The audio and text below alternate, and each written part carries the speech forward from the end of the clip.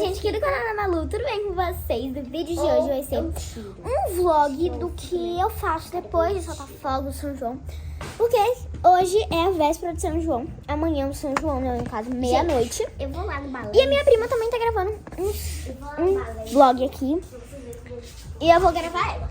Como é radical. Gente, assim, Eu vou gravar pra você. esse balanço... Nossa.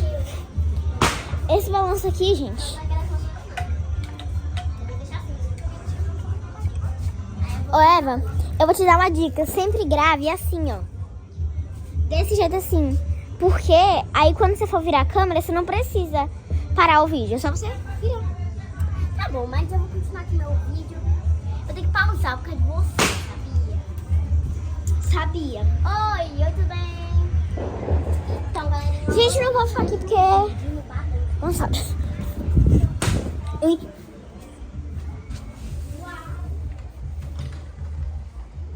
Aqui, né, gente? Acabei de gravar um vídeo ali. Aí, eu tô bem cansada, né? Porque já vou tirar minha maquiagem aqui. Porque, gente...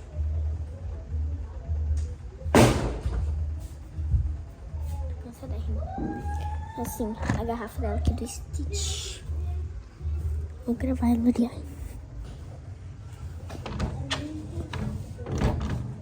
Não, vai ver.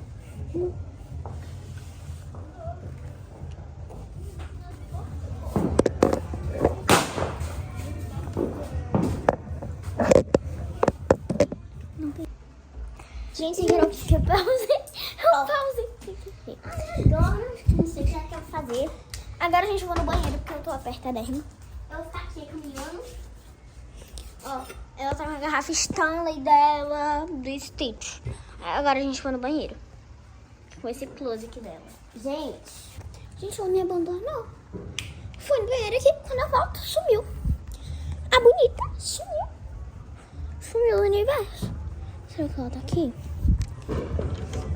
Não tá aqui, gente.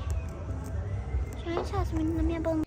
Gente, só vim passar aqui pra dar porque a gente esqueci do vídeo do São João, esqueci do vlog, né? Eu esqueci de finalizar o vídeo, então foi esse o vídeo. Espero que vocês tenham gostado. Se inscreve no canal, deixa o like. Um beijo da Malu. Tchau, até o próximo vídeo.